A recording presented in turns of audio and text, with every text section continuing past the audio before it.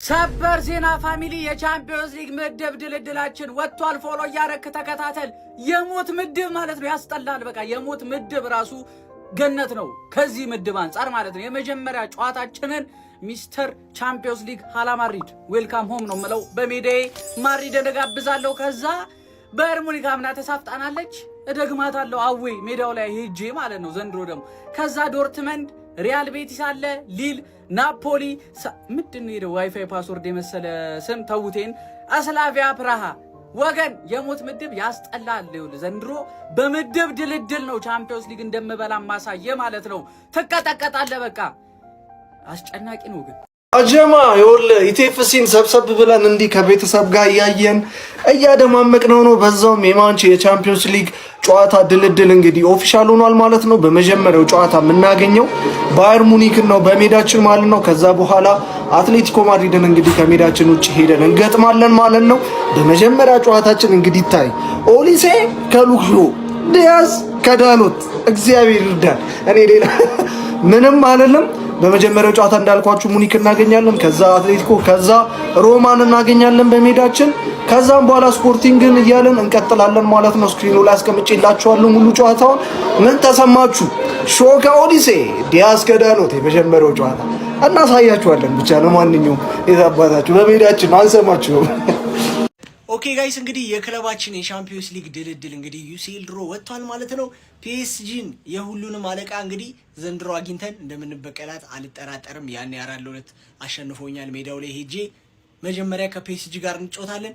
ባርሳ አለ ሊውል ቀጣይ። ባርሳን ግን ማግኘት የምፈልገው የሆነ ጥሎ ማለፍ ላይ ምናምን ነው። አሁን ብዙ የሲቲና የባርሳ ደጋፊዎች ስላሉ እየተቃቀፍን ሳንገባባ ብዙ እንጫወታለን ማለት ነው። ስፖርቲንግ አለ፣ ፖርቶ አለ፣ ናፖሊ ያለ የኬዲቢ ቡድን እንግዲህ ድጋሜ ቻምፒዮንስ ሊግ ላይ ልንገናኝ ነው። ሌብዚግ አቴንስ እና ሌንስ ምንም አይሉም። እንግዲህ ዘንድሮ ቻምፒዮንስ ሊጉን እንበለዋለን። የዩናይትድ ደግሞ እንዲህ ነው እንግዲህ ብሩኖ ተደብቆ ነው ላ እንግዲህ ቀላል ይደርሳቸው ባይዘ ሙኒክ አትሌቲኮ ቢከብዱ ነው ስለ አንጻራዊ ማለት ነው እንጂ ሁሉም ቡድን በዚህ ሰዓት ከባድ ነው። ግን ሙኒክና አትሌቲኮ ቢሆኑ ነው ሮማ፣ ስፖርቲንግ፣ ሌብዚግ፣ ቪላሪያል፣ ሳባህ የሚባልና ኮሞ ራሱ ባይዘ በጣም ከባድ ቡድን ነው። እዩት ቻምፒዮንስ ሊግ ምን እንደሚመስል ያው በቀላል ነገርም ቢሆን። እሺ ሊቢያንስ የአውሮፓ ቻምፒዮንስ ሊግ ዕጣ ድልድል ከደቂቃዎች በፊት እንግዲህ ይፋ ተደርጎ ነበር። እናም ውዱና ኃያሉ ክለባችን ሊቨርፑል ማለት ነው በምትመለከቱት መንገድ የሚገጥማቸው ክለቦች እንግዲህ ታውቀዋል ማለት ነው። በመጀመሪያ እንግዲህ አትሌቲኮ ማድሪድን በሜዳችን፣ ከዛም ፖርቶን በሜዳችን፣ ቪያሪያልን በሜዳችን፣ ሌንስን በሜዳችን፣ ኢንተር ሚላንን ከሜዳ ውጪ ማለት ነው፣ ክለብ ብሩጅን ከሜዳ ውጪ፣ ፊነርባቼን ከሜዳ ውጪ፣ ላስክን ከሜዳ ውጪ እንግዲህ የምንገጥም ይሆናል ማለት ነው። ከነዚህ ውስጥ እንግዲህ አትሌቲኮ፣ ኢንተር ሚላን በነገራችን ላይ በአውሮፓ ቻምፒዮንስ ሊግ ማለት ነው ቀላል የሚባል ቡድን የለም ታውቃላችሁ። እና ሁሉም ከባድ ነው። ለማንኛውም ግን ይሄኛው ድልድል የተሻለ ይመስለኛል ከበፊቱ። እውነቴን ነው የምላችሁ በፊት ማድሪድ ገና ሳንጀምረው። ለማንኛውም ማለት ነው እንዴት አገኛችሁ ድልድሉን? እሱም በኮመንት ይመቻችሁ። መልካም ጊዜ ባይ ፋሚሊ። አረ ምን አይነት ድልድል ነው ጀማው! ምን አይነት ድልድል ነው የደረሰን! እኛን የሚመጥነን ድልድል። አሁን ትልቅነታችንን ግዝፈታችንን የሚመጥኑ ተጋጣሚዎች ነው የደረሱን። ማንዬ በመጀመሪያ ጨዋታ ማድሪድን ነው የምናስተናግደው በሜዳና በደጋፊያችን ፊት። ማንዬ ይህን ታዲያ ለእኔ አትነግረኝም? አዳሜ ማድሪድ ምናምን ብለህ እኔ ላይ መተህ አታወራም። እኔ ነኝ አንተ ላይ መጥቼ ማውራት የምችለው። ምክንያቱም ማድሪድን በመውቀት በመርገጥ ኤክስፐርቱ እኔ ነኝ። ገብቷል አይደለ? ይኸውልህ ህጋዊ ሚስቴ ነች ማድሪድ በሻምፒዮንስ ሊግ ላይ ያለ ምንም ጭቅጭቅ ማለት ነው። ሆም አዌ ሰጣታለሁ። ፋርፋራዊ ባገኛትም አለቃትም። በማስቀጠል ከባየር ሙኒክ ጋርም እንደዚሁ ተደልድለናል። ጀማው ቦሩሲያ ዶርትመንድ እኛው ምድብ ላይ ያለው ማን ሪያል ቤቲስ፣ ናፖሊ ከዛ በኋላ ያሉትን ተዋቸው ጀማው። በዋናነት ግን ሪያል ማድሪድ እና ባየር ሙኒክ ከኛ ጋር ተደልድሏሉ። ጀማው እንዴት አያችሁ ድልድላችንን? ማለት በቃ የሆነ ፈርጣማ ቡድን ስላለኝ ምንም አልመሰለኝም። ድሮ እኮ እንዲንቀጠቀጥ ነበር ቡድን ነበር። አተ ማን ግባ በለው ማንም ይሁን ማን ከማን ገነርስ የቻምፒየንስ ሊግ ዕጣ ድልድላችን ወጥቷል ጋይስ። ከዚህ ምድብ ሁለተኛ አይቻልም፣ አንደኛ ሲጀመር ሁለተኛ የሚባል ነገር የለም። ከዚህ ምድብ ትንሽ ቀለል ያለ ምድብ ነው ከሌሎቹ ምድቦች አንፃር። ባየር ሙኒክ ነው ትንሽ ከበድ የሚለን በሜዳችን ነው፣ እሱን ለጥፏለን በሜዳችን። አትሌቲኮ ማድሪድ አዌ ነው፣ ከዛ ሮማ ሆም ነው፣ ስፖርቲንግ አዌ ነው። ችግር የለው የቡድኑ አየሩ ጸባዩን ስለሚያውቀው ቆንጆ ነው። ሲጀመር አርቢ ላይፕዚግ ሆም ቪያሪያል አዌ ቪያሪያልን ፈልጓለሁ ሳባ የምን ቡድን ነው? እኔ አላውቀውም እኮ ሳባ የሚባል ቡድን ራሱ እንዳለ እግዚአብሔር ኮማዌ ነው። ከዚህ ምድብ አንደኛው ሁለተኛው ራሱ ሆነ መጨረስ የለብንም ጋይስ። ይሄ ቻምፒየንስ ሊግ የኛ ቻምፒየንስ ሊግ ነው። ቢያንስ እስከ ፍጻሜ ድረስ መሄድ አለብን። እሺ ፋሚሊ ቻምፒየንስ ሊግ ድልድል ወጥቷል። የሲቲን ፊክስቸሮች እነግራችኋለሁ። ከዛ በፊት በጣም የሚገራርሙ ፊክስቸሮች ተካተውበታል። ከትላልቅ ቲም ፒኤስጂ እና ባርሳን እንገጥማለን፣ ሮድሪን እንገጥማለን ማለት ነው። ያቺን የተንቀልቀላ ሄዶችን ሌጀንዳችንን እንገጥማለን። ያው ሌጀንዳችን ቢሆንም ተንቀልቅሎ ስለሄደ መቀጣት አለበት። ባርሳን በደንብ አድርገን እንገርፋለን ማለት ነው። ለማንኛውም ፒኤስጂ ያለ ስፖርቲንግ፣ ናፖሊ፣ ኪንግ ኬዲቪ ይመጣል። ወደ ዲብራይን ወደ ኢቲአር ተመልሶ ይመጣል ማለት ነው። እነዚህ የነገርኳችሁ በሜዳችን የምናደርገው ነው። ኤኬ አቴንስን ጨምሮ ፒኤስጂ፣ ስፖርቲንግ፣ ናፖሊ እና ኤኬ አቴንስ በሜዳችን የምንጫወተው ነው። ከሜዳችን ውጪ ባርሳን፣ ፖርቶን፣ አርቢ ሌፕዚግ እና ሌንስን እንገጥማለን። ሌንስ የድሮ የኩዛኖቭ ክለብ እንደሆነ ታውቃላችሁ። ለማንኛውም ኪንግ ኬዲቪን ድጋሚ ኢቲአድ ላይ ማየት ራሱ ምን አይነት ስሜት ሊሰጥ እንደሚችል አስቡት። የምን ጊዜ ምርጡ ተጫዋቻችን ማለት ነው። እና ያቺ ተንቀልቅላ ሄደችን ሮድሪም ከነባርሳ አብረን ትገረፋለች ማለት ነው። ፒኤስጂ ሻምፒዮኖቹ የሁለት ጊዜ ተከታታይ ሻምፒዮኖቹ ፒኤስጂንም እንገጥማለን። በማሪስካ በደንብ ነው የምተማመነው የቻምፒዮንስ ሊግ ላይ የምሬን ነው በደንብ ማለት ነው። ከፕሪሚየር ሊጉ በላይ በኖካውቶች ሰውየው በጣም ታክቲካሊ ጎበዝ ስለሆነ ዘንድሮ ቻምፒዮንስ ሊግ ጠብቅ ወይስ አንጠብቅ? ለማንኛውም ቲማችን ያለን ከዛ በፊት ፕሮግራሞቻችን ይመስላሉ። የሁሉም ወጥቷል። አርሰናል አይ ቲንክ ሙኒክና ማን ነው ማድሪድ ነው የሚገጥመው። የሁሉንም አላየውም። የሲቲ ማች ነው የሰራሁላችሁ። ፕሮግራማችን እንዴት አያችሁት? ሼር፣ ኮፒ ሊንክ፣ ፖስት አድርጉ። ይመቻችሁ። ፋይቱ ደግሞ ተጀምሯል። እየተጣጣፈ ነው እያያችሁ። ዩናይትድ ፋሚሊ በአውሮፓ ሻምፒዮንስ ሊግ ክለባችን ማንቸስተር ዩናይትድ ተጋጣሚዎቹ ዛሬ ይፋ ሆነዋል። ቪዲዮን ኮፒ ሊንክ፣ ፖስት ላይክ ማድረግ ጀምሩት። እንግዲህ ክለባችን ማንቸስተር ዩናይትድ በአውሮፓ ሻምፒዮንስ ሊጉ እነዚህን 8 ክለቦች የሚገጥም ይሆናል። አትሌቲኮ ማድሪድ፣ ባየር ሙኒክ፣ ሮማ፣ ስፖርቲንግ፣ ቪላሪያል፣ ሌፕዚግ፣ ሳባህና ኮሞ ይገኛሉ። ባየር ሙኒክን በሜዳችን ነው የምናገኘው። በእርግጥ ከሌሎቹ አንጻር ትንሽ ቀለል ይላል ብዬ አስባለሁ። በእርግጥ አትሌቲኮ ማድሪድ እና ባየር ሙኒክ ይገኛሉ። እነዚህኞቹም ትንሽ ስማቸው ትንሽ ይሁን እንጂ ቡድኖቹ በጣም ፈታኝ ናቸው። ለማንቸስተር አሁን ደግሞ እኛ ከስንት ጊዜ በኋላ ወደ ሻምፒዮንስ ሊግ የተመለስ ነው። በእርግጥ ሻምፒዮንስ ሊግ ያው የነገስንበት ነው ታውቃላችሁ። ቤታችን ነበረ ጊዜ ጥሎን ነው። ግን እስከዛ ደግሞ ቡድናችን ሊሻሻል ይችላልና እንግዲህ ተጋጣሚዎቻችን እነዚህ ናቸው። ለማንኛውም እስቲ እናንተ በሻምፒዮንስ ሊግ ድልድል የተሰማችሁን ኮመንት ላይ አስቀምጡ። ቪዲዮ ከተመቻችሁ ኮፒ ሊንክ፣ ሪፖስት፣ ላይክ ማድረግ እንዳይረሳ። ቴንክ ዩ። የ2026/27 የአውሮፓ ሻምፒዮንስ ሊግ የምድብ ዕጣ ድልድል በዚህ ሰዓት ላይ ወጥቷል። ክለባችን አርሰናል ሞት ምድብ በሚባል ደረጃ ተደልድሏል። እንግዲህ አባታቸው ነው የአብዛኞቹ አባት ነው አርሰናል። እዚህ ጋር ከሪያል ማድሪድ በሜዳው ይጫወታል፣ ከባየር ሙኒክ ከሜዳው ውጪ፣ ከዶርትሙንድ በሜዳው፣ ከሪያል ቤቲስ ከሜዳው ውጪ፣ ከሊል በሜዳው፣ ከናፖሊ ከሜዳው ውጪ፣ ከሳባ ስላቪያ እንግዲህ በሜዳው ይጫወታል። የመጨረሻውን ጨዋታ ከስላቪያ ፕራጋ ከሜዳው ውጪ ይጫወታል ማለት ነው። ምን አይነት ውጤት ይመዘገባል የሚለውን እናንተ በኮመንት ሴክሽን አስቀምጡልኝ። ኮፒ ሊንክ፣ ሪፖስት፣ ሼር ማድረግ እንዳይረሳ።